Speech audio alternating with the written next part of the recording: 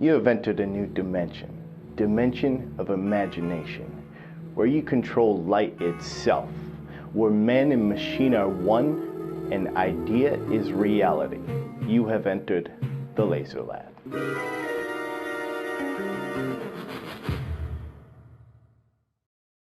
I could reduce my car insurance by switching.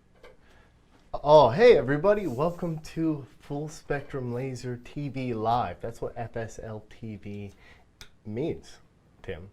Does it? Yeah, FSL TV. Anyways, here with Walker and Tim. Here I am. The famous Bubble Boy himself. Yeah, that's me.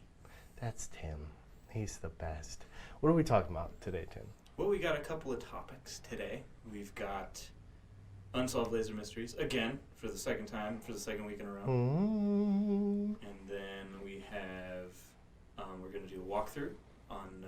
RE3 walkthrough. RE3 how to walkthrough. get a photo into RE3.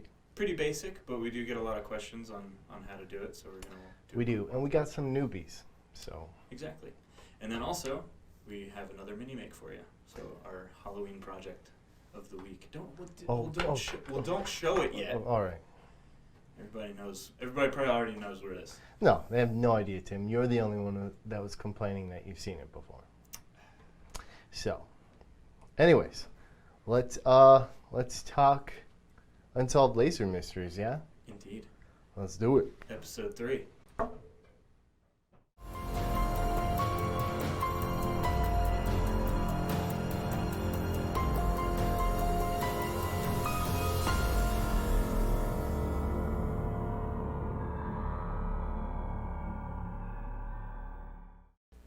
October 22nd, 2:46 p.m. Walker attempts to run the laser again, but for some reason, the laser isn't firing. He tries to test fire it again and again, to no avail. What could be the problem?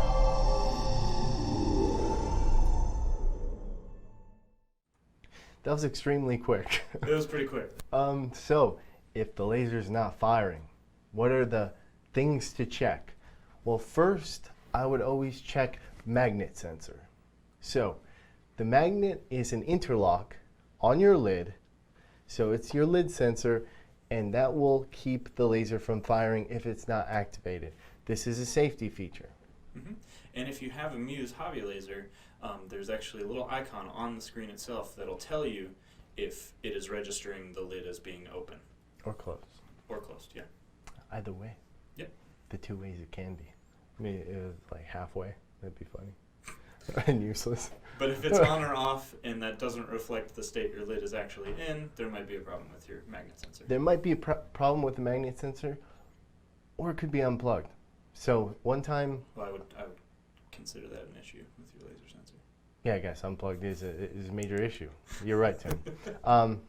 So one time I have a big, 48 by 36 at my house, and... Hashtag humble brag. Hashtag humble brag. And I never really bring it all the way to the front. And one time I was just maxing this thing out. I was doing a whole tabletop, and I'm like, it wasn't firing. And I was like, oh no, my tube went out. My tube. And I panicked. What actually happened was all the loose wires that I didn't actually zip tie back together, it just unplugged the magnet sensor. So I panicked for no reason, and yeah. So it's just the magnet sensor. I mean, a job could be running, and somebody opened the lid, and that job, you'll have to restart. Gotta run it again. Gotta run it again. One time I was doing like this very long raster, like 4 hours, and somebody comes up. Oh, this is neat. Mm-hmm. They look at it, and they want to look at it closer, and then Nope, too late. And then they saw me just looking at them like, straight got caught, man.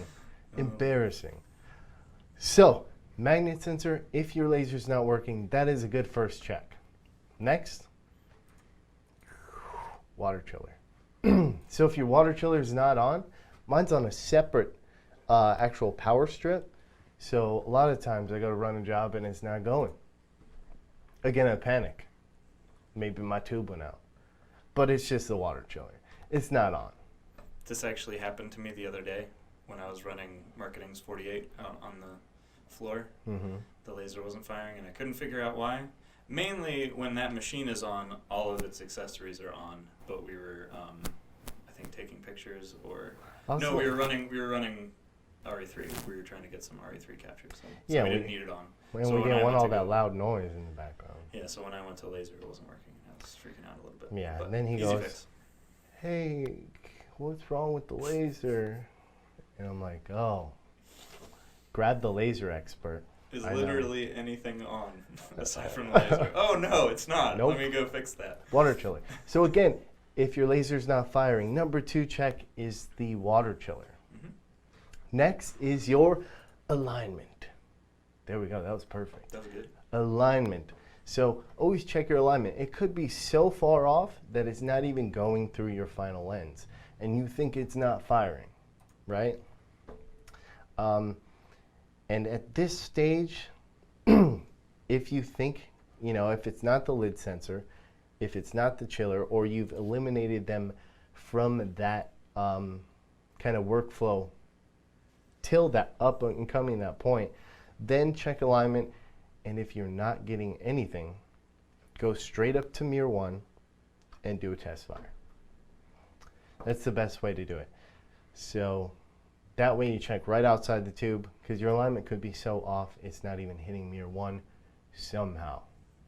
These things get jostled. And if it's not your alignment, then you're going to talk significant possibilities. It's going to be your power supply, or PSU. Your power supply could be bad and not sending any signals to the actual tube. So if you're not firing, it possibly down your workflow of checks could be the power supply. And always contact support when you are at this point, because there are a handful of little things that you don't know. They're a little bit more advanced that you just need to check. Same thing like we mentioned with the magnet sensor. Maybe your power supply is okay, but maybe there's a loose wire or something, and you're just not getting that power to the tube. Yes. I mean, at one time, I had something disconnected from my power supply, and so I had a grounding issue. I didn't actually ground it to the machine. Power supply was just, because I think I know too much, like, oh, throw it in there. And then I didn't ground it. I was having issues. So always check that. And then finally, if you have eliminated all these variables, it is going to be your tube, the laser tube itself. These are consumables, and they do go out. So don't think, I have the worst luck on planet Earth. Who has a laser tube that goes out? Because it's bound to happen. Yep. They only last so long. It's like on the engine of a car. The more you drive it, the more it's getting closer to that time. Yep. Yep, So- it's got gas in it. That gas is consumable, so eventually it's just going to stop working. Yes, it's compressed gas inside of glass. It's already amazing technology. Of course, like everything, it's impermanent. John Dezel actually has a nice, funny little story. He said that he hit the emergency stop button in the middle of a raster, but ingeniously he switched the raster direction to bottom up and just stopped it when they. That's good. That is good. I'm glad we have that option now. Yeah. I don't do much rastering, and I would have never thought about that unless I was probably in that situation. Mm-hmm. Good for you, John. That's awesome. Were you laser engraving pens or cases for pens, possibly, for Tim and I for Christmas? Maybe. Who knows? Oh, also my birthday. You guys will be here. It's going to be your birthday. Can't wait for a new pen. Let's just say hi to everybody on Facebook. Megan, and Kurt. Kramer, So, John and Jeanette, of course, yeah. and Joy McAlvin. Oh, I didn't even see Joy. Hello, Joy.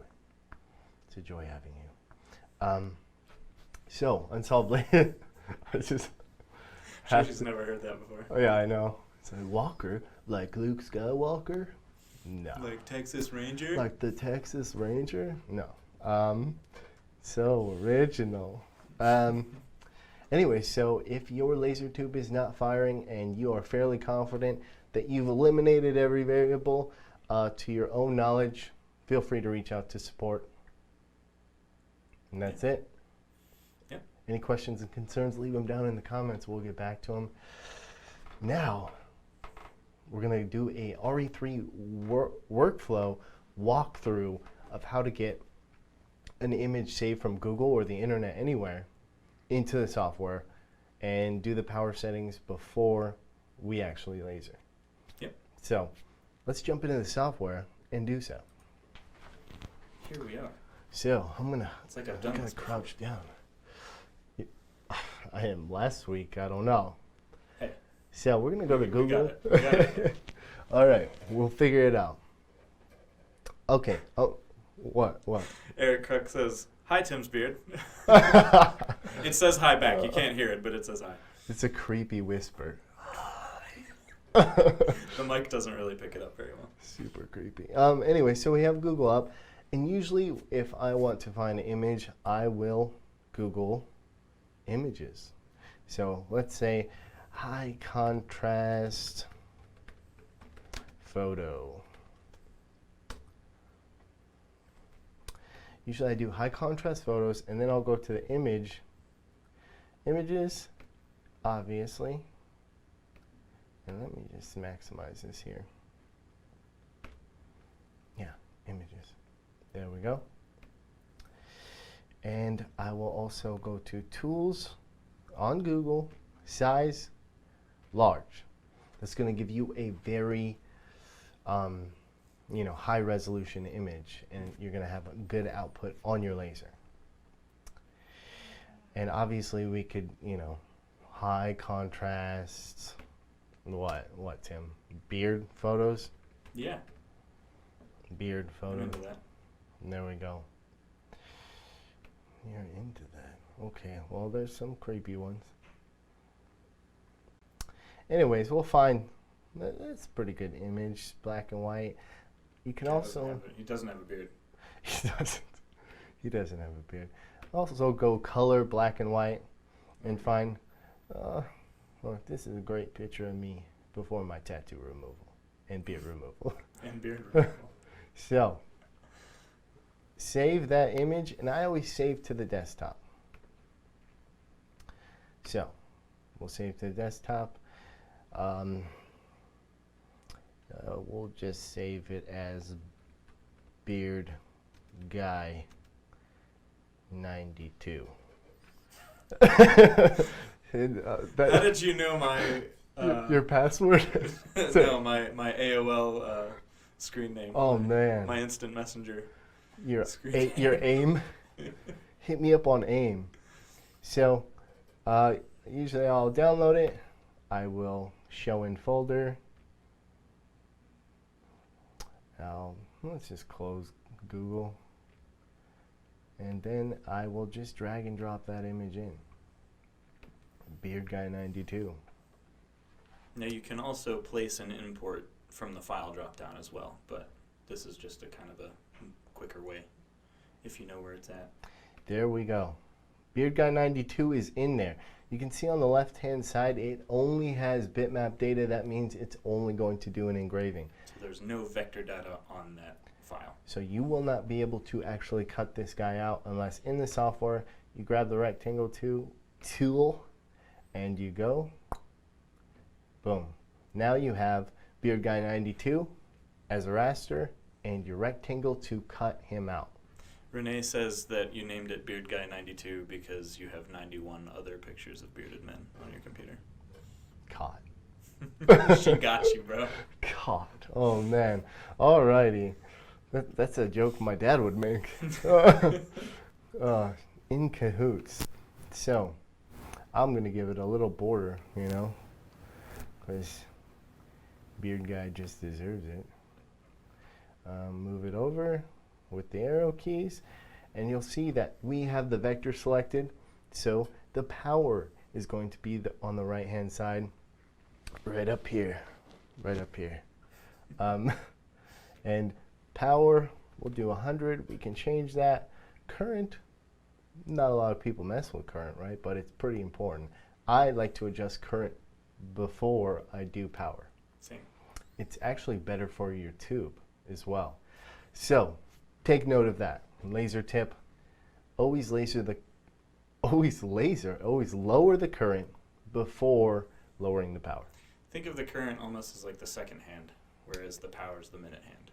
Yeah, you'd rather dial those in than lose hours. So speed 100, and again, we will go to the raster properties. I want it to raster first, so whoa, I won't delete it. I'm gonna move you out of the way here. There we go. So Thanks, Tim. Higher. So I do have a quick question here from Kurt. Okay. He's asking, is it better to pull the black and white images over color images, and how does the software react between the two? So the software dithers no matter what. Some images, depending on which images, can have a better output if they're already black and white. But the actual software does a really good job in itself.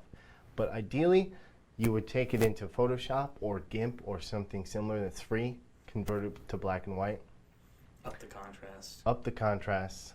And you'll learn that as you laser more and more photos. I'm not a huge fan of rastering. I think it's really cool. You know, it's great for like mom, and you show her a picture of, you know, you as a baby engraved on a, you know, piece of tile. But like, I like cutting stuff, making stuff. But I understand some people do love engraving. Some people, that's all they do. I like engraving. Good for you. We have both sides of the coin here. So if we throw it as a threshold in the software, you'll see that it is just black and white. If we change the black and white threshold, you'll watch the image change and pick up the different shades and convert it into just a black and white image. So you can get cool effects this way, but if you're doing a photo, just do the halftone dither, because it does look cool. It does look cool, and it's going to give you way more detail. Yeah, way more detail, and that's the photorealism right there. And just remember that it's a web-based browser-based software hosted on the machine. And the machine, especially if you have tons of projects, has limited resources. So, because some people have like 100 projects open. We were getting there. I had to delete a few the other day. Really? Yeah. Well, not 100, but I get stressed out when there's a scroll wheel. A scroll wheel? Well, like you see, there's enough where you have to scroll through the projects. Like that stresses me out. Oh yeah. I usually don't let it get too bad. I usually like 4, I think, is like the most I usually have open. Yeah, and if I can help it. Then anxiety sets in. Yeah. For some OCD reason. Well, especially because like pretty much all of marketing shares it, and you know, with this side of the building, so everyone's uploading their projects, and no one ever names anything. Hey. So that's always super annoying too. It's project 1 through 20. It doesn't even say it's just new project. Oh yeah. So as you zoom out, you can see that the resolution is a little changed, and that is just a visual in the software. That's not the actual output. It's always going to be way better IRL. Right. What's that mean, Tim? In real life. For people who don't know. So if anybody has any questions about getting photos or vectors or anything into the software, it's as simple as drag and drop. But there are some occasions where, maybe you're doing something, you want to print from Illustrator straight to the software. If you have any issues, just let us know. Kurt also has another question. He says, is current and power settings an RE3 only setting? He hasn't seen it on his version of Retina Engrave with Gen 5 Hobby. Gen 5 Hobby does have current and power. It's just in the same area. It's laid out a little bit differently, but the old software does have current on the right-hand side, right before passes, I believe. So I hope that answered your question. Alrighty. All right, I think that we're done. Yeah. So, I forgot to throw this up again. Oh my goodness. Just in case. Look at that. Just in case any new people are watching and have no idea who we are. Like that annoying guy and the bearded guy. Okay, good. Alrighty. So now we're gonna watch our mini make. Indeed. Let's go for it, man. Let's All just dive into it. Jump right into it. Yeah.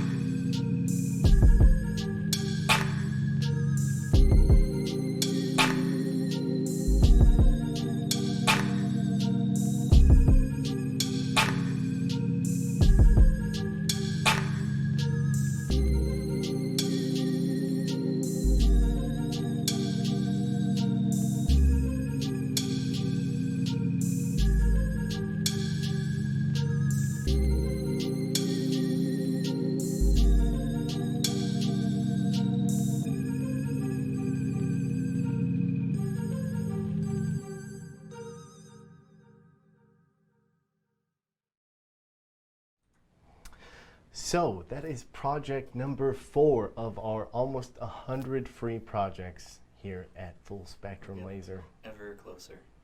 Ever closer to 100. It's creeping up on us. So that again is number 4. I made that a long time ago. I think 2 years ago we added that. I loved it. Before my time. Yeah, Tim was born 1.5 years ago. But so if you want to, go ahead and download that project. I love to see other people make it. I had a lot of fun making it and then remaking it. And for anyone who doesn't know, if you go to our website, FSLaser.com, and go over to, I believe, Laser 101, and it's under projects. Yes. Towards the beginning, because like you said, it's an older project. But I love light fixtures. Same. And this is so like this almost looks like a Hayukin, the spider Hayukin. You know what I mean? Hayukin. Mm-hmm. Yeah. All right, Tim. Street Fighter reference there. Yeah, Tim's. All right, Tim. So, I hope you guys liked that video. Tim did a great job editing it and responding to everything I had to say today so nicely. I try. Yeah, You know. I know you do. I didn't forget to put anything in this time either. I know. I put everything in we needed. It's amazing. It's been no There doubt. was one other thing I wanted to talk about. Was there? Yeah, but now I forgot. I don't know. Just telling you. Do we have any more questions on Facebook comments? No? No, not at the moment. Not that I can see. Do you have anything? No. Alrighty. That's it. Well, I thought we did a good job. There's a lot. We went over a lot. Yeah, we went over a lot. Yeah. Yeah. Next time Tim will be awake. What? No, what? I was awake. Just kidding, Tim. So, If you guys have any questions, comments, and concerns, or you want to see specific things on the show, or have any questions, you're making faces. I am making faces. Okay, then let us know. Or if we're not doing a good job, let us know as well. Yeah, absolutely. Reach out to tsnow@fslaser.com, and he'll answer all those questions and concerns you guys have. Wow. Called out. Wow. I have a pretty big inbox this week. Yeah, my mom, your mom. And also you can hit up Walker at FSLaser.com. There you go, Tim. All right. Sure. And yeah, because some people, they're like, I didn't know how to do this, and so I just got hung up, and I just got frustrated, and I gave up. And that's very sad to hear, because they're all excited when they get their laser, and then they hit a roadblock, and, we're here. We're here to get you past the roadblocks. That's right. Yeah, we want your laser to work just as much as you want it to work. So. Yeah, because I just love seeing the type of things people do with them, and just people happy in general. Yeah. That's what I'm here for. So, I think until next time, keep making.